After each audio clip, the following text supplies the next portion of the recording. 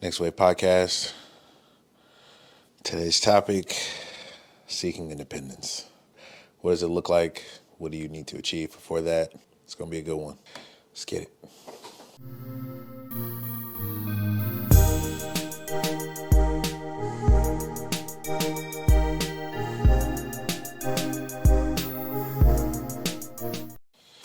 The next wave, we bounce back, lock in, network, stay 10 toes down, let's surf. Don't think just because you're 18, you grown now, you can do whatever you want to do. I know a lot of guys my age, if they go back and do things differently, they typically would. My advice, don't try to grow up too quickly.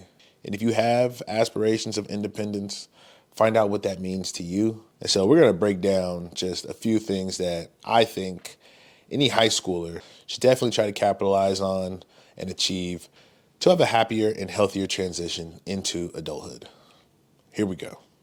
This first one sounds like a pretty generic answer, but I would say learn how to communicate effectively. If you create a plan for yourself after high school, you'll be in spaces where you need to communicate with other adults, right? I think a lot of times in school, we rely on our parents to be that buffer between us and the world. As you transition into adulthood, you're going to come to find that that's certainly not the case. If you pursue education in some capacity, you will need to communicate effectively with your instructors. If you're pursuing athletics, you're going to need to communicate effectively with your coaches. This is a skill that you need to learn. So if you're in high school and you are not already doing so, I encourage you to try to reach out to your instructors whenever you have a problem. Communicate effectively, be your own advocate. Same thing would go for all my athletes out there. If you're going to miss a practice, email the coaches yourself. Get used to speaking to adults and holding effective conversations. Additionally, you're going to need to get used to facilitating difficult conversations in your life. As you become an adult, people are going to meet you where you are, including your parents. It's always important to know how to have difficult conversations, especially with your loved ones. So, next conversation with your parents, show up as a professional you and try to get to a real place. And of course, all of your dental, medical appointments, you need to know how to effectively communicate to set those appointments or handle any cancellations or reschedules, which segues into my second piece, knowing how to take care of yourself. You got to know how to take care of yourself. Many of us have laundry and chores done for us.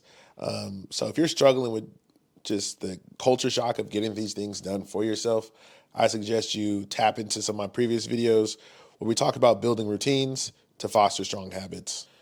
Number 3, learn how to drive. Aside from being a rite of passage, it's also a great skill to have. It can expand your workforce opportunities. Plus, it's just nice to have, you're in a situation you can get up out of there because you know how to drive.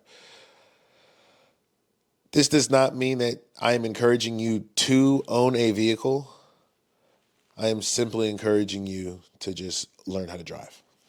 And on a personal note, learning how to drive showed me like I'm a part of something, a system that's bigger than me, right? You got to stay within the rules of the road.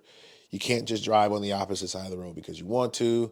You have to get your tags registered in a timely fashion. Paying for parking, I would definitely consider it a healthy responsibility for teens. Number 4, sit down and create a routine. Routines are the buffer between us and chaos. Routines also build strong habits. When you create your routine, it's important to have grace.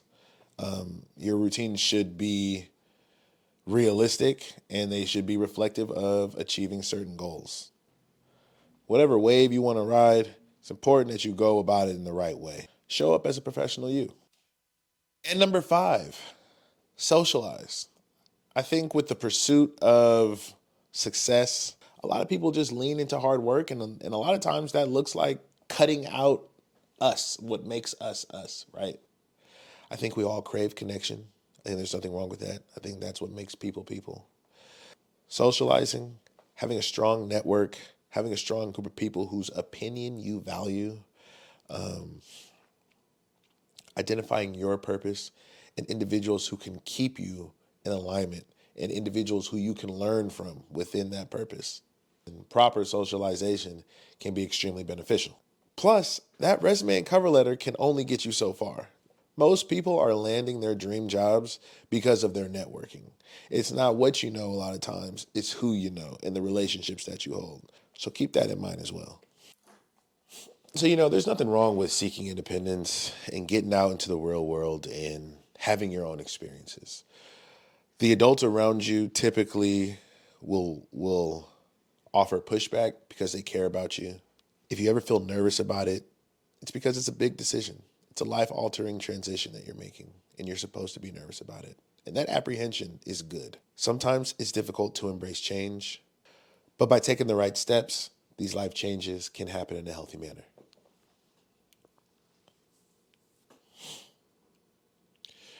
And let me know what you think in the comment section.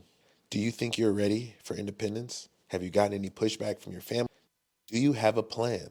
And as always, ride the wave, like and subscribe to the channel, and share the content of this channel with somebody who can benefit from the message.